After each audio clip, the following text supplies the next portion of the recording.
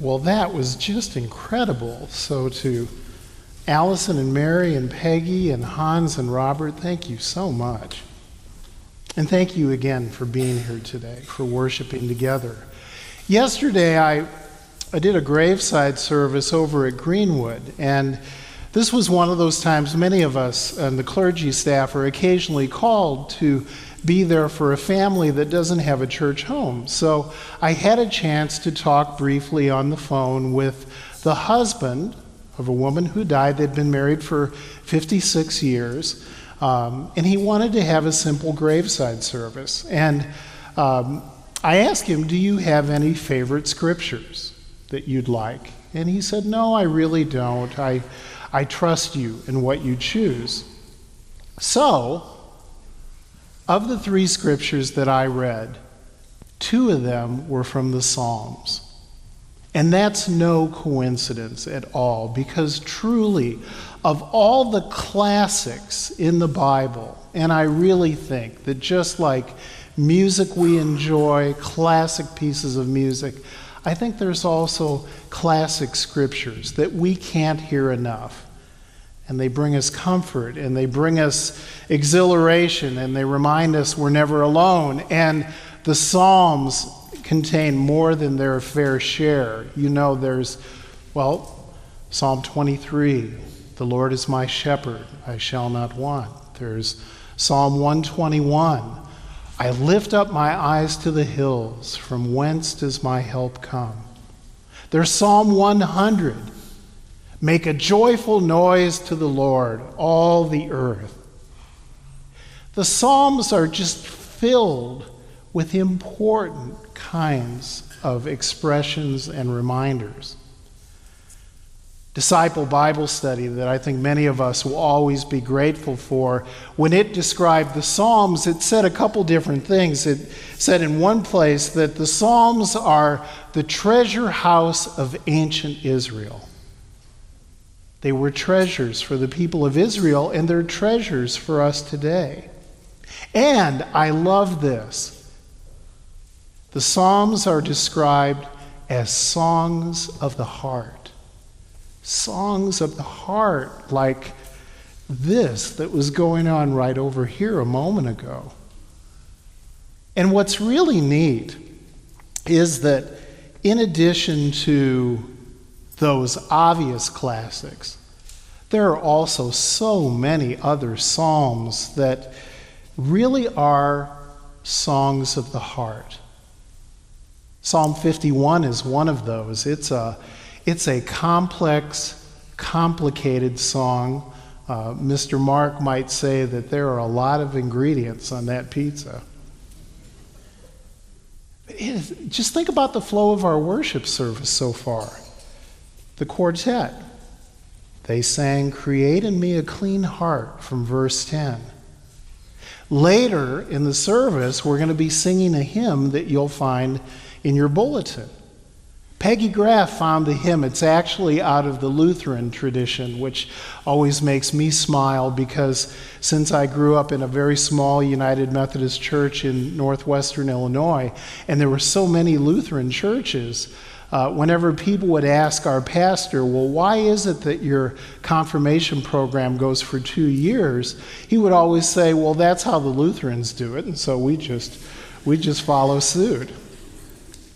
In that hymn that Peggy selected, we'll be singing, "O God, be merciful to me," from verse 1.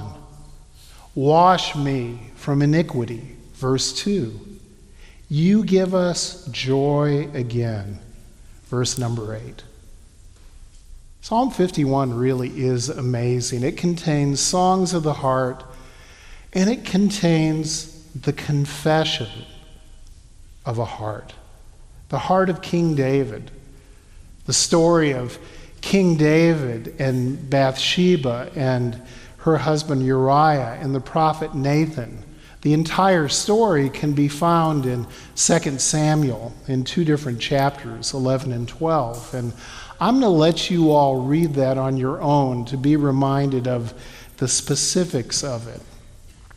But Psalm 51 which many people describe as being written in honor of David, as if, and perhaps so, these being some of David's words, his words to God, "Create in me a clean heart." This is his response, where he says in the psalm, "Have mercy on me." He says, "I have sinned. I want to proclaim your praise again. Fill me with joy and celebration again."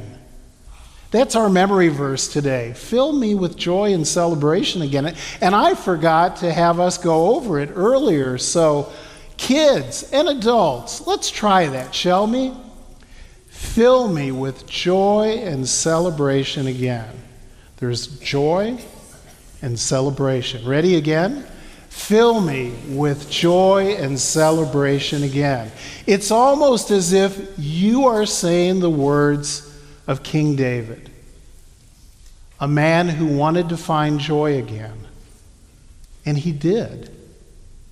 And all of us who also slightly drive off the road at different times in our lives, we want to find joy again. And we do. Because of God. Because of the actions of a loving God who is always forgiving, who is always reaching out, who is always welcoming back home. You know, years ago, we had a dinner in Wesley Hall, and we had Bill Power from the Perkins School of Theology, and I'll always remember, he said, when you're reading the Bible, he said, don't pretend you're looking through a window, at other people saying, "Oh, what a silly choice they made." But pretend you're looking in the mirror and you're seeing yourself. And you're saying, the same things we struggle with are the same things that they struggled with.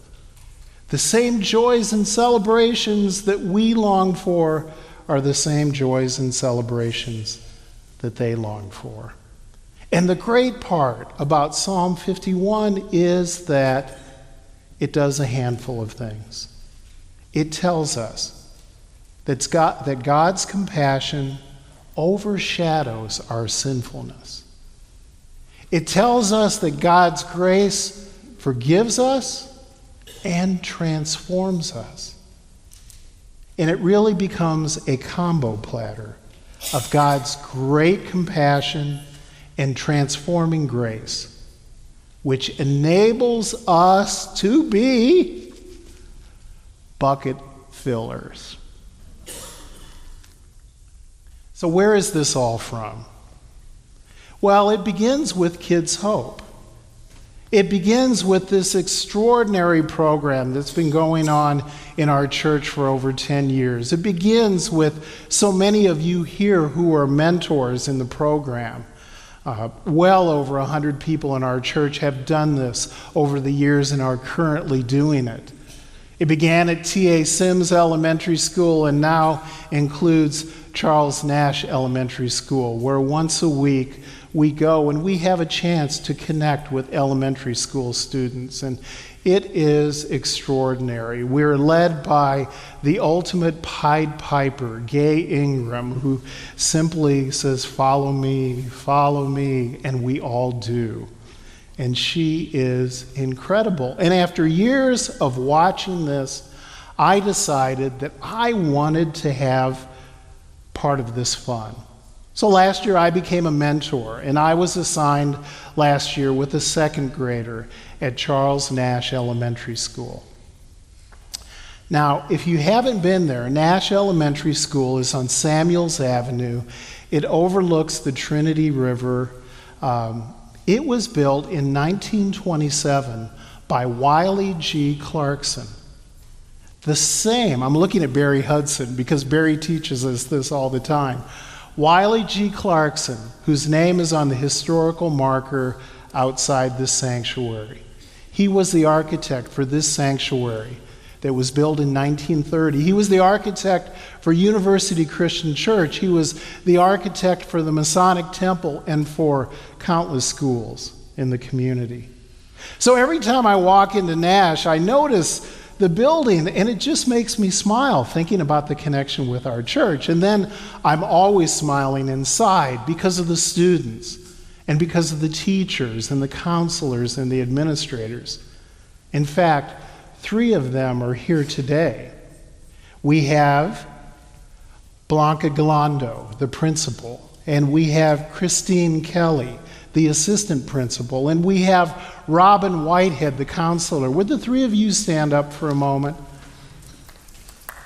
Let's welcome them with enthusiasm. Thank you for being here today. Thank you so much for being here.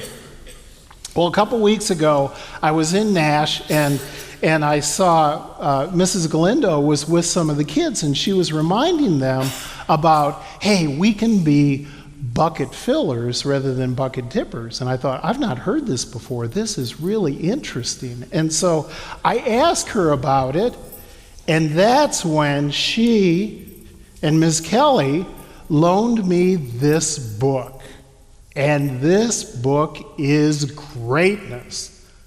Have you filled a bucket today? This was the theme at Nash for the entire year last year. And now this year, it was part of the monthly theme of October, a theme that included kindness. And it is it's small yet powerful. It is an amazing book. And later that day, when I spent time with my 3rd grader, I had this moment where I wanted to confess to him. And I said, you know, I haven't always been a bucket filler. And he was like, well, I haven't always been one either. So I knew we were kindred spirits, but now I know we are even more. And I didn't tell him this that day, but I have vivid memories of getting that report card, every 6 weeks, the one that was in an envelope. You would open it up. Your teacher had handwritten your grades for the 6 weeks, how many times were you absent, and then citizenship. And there was a place where there could be narrative. And every single time for me, the narrative was, Mike does well in school, but he spends far too much time visiting with his neighbors. Every report card, it seemed like that was the message. It was true. And so I shared the essence of that with my 3rd grader, and I said, I need help to try to every day remember, trying to be a bucket filler, taking the essence of the book. So we decided that we would try to have a 7-word phrase that we would say every day. And the phrase is, I will be a bucket filler today. And I try my best to say that ideally before I get out of bed, or at least later on when I'm having a cup of coffee, when I'm leaving the house. I will be a bucket filler today. And as time goes along, I hope that my 3rd grader will remember to say that also, because we can encourage one another, and that is just the best situation in the world. Well, let me tell you for just a moment about this book, because the book is extraordinary. It goes back to a set of stories that began in the 1960s. And the stories were connected with a psychologist whose name is Donald O. Clifton. Born in Nebraska, served in World War II, taught at the University of Nebraska, became connected with the Gallup organization, and he was the person who developed StrengthsFinder, the online assessment. How many of you have done StrengthsFinder before? Yeah, there's a number of really good ones. And for example, I will always remember that my top strength in StrengthsFinder is positivity. There is a word called positivity, and I love it. So to all of you, I say, good job for being here today. From his initial stories came that book. written in 2006 by Carol McLeod, an early childhood specialist. And after writing the book, she discovered over the years that adults really caught hold of the message. And so she revised the book in 2016. It's neat. She did her revision, and then she said that a portion of the proceeds of the book go to the Salvation Army, an organization that has embodied kindness and unconditional love for over 100 years. And that just made me giggle, because I think her contributions are a little more traditional than the contributions of Zeke Elliott and Dak Prescott on Thursday during the Cowboys game with the giant red kettle. And when there were $21 that went in, then a human being went in. But the whole idea of how can we, through our words and actions, help people have buckets that are full. Have buckets that are full. The book is just wonderful. It begins with this phrase. Listen to this. All day long, everyone in the whole world walks around carrying an invisible bucket. And it has only one purpose: to hold your good thoughts and your good feelings about yourself. And then the book goes on to describe how we can fill our own buckets and we can fill the buckets of others, which in so doing fills our buckets. And the other side is, if we are mean to others, if we exclude others, we not only dip from their bucket, but we dip from our own bucket. And the book is full of incredible examples and gorgeous illustrations. And altogether, the idea that every day we can make a difference. Every day we can be a bucket filler. And for the last week or so, I've just thought, it's always so much fun to give thanks to all the vocations that are present in our church family. And today we're talking a lot about the vocation of educators. And we've acknowledged 3 of the educators at Nash Elementary School, and there are so many others at T.A. Sims. And among us, just for the fun of it right now, raise your hand if you would, if you are a current teacher, private school, public school, homeschool, administrator, et cetera, are you a current? See, there's always so many. The entire choir, except for a handful of us, they're all choral directors. It's amazing. So keep your hands up if you would, the current educators. Now, those of you who have been educators and you've either retired or you've gone on to another vocation, would you raise your hand? And now, everyone who has benefited from great educators in your school, in your home, in your neighborhood, if you would raise both hands. So now we have hands in the air. We could sway, we can swing. And it's all because of the gift of love that comes from education, from caring, and from filling the buckets of others. Thanks be to God for each of you. Thanks be to God whose love always calls us home. May we all be bucket fillers today. Amen.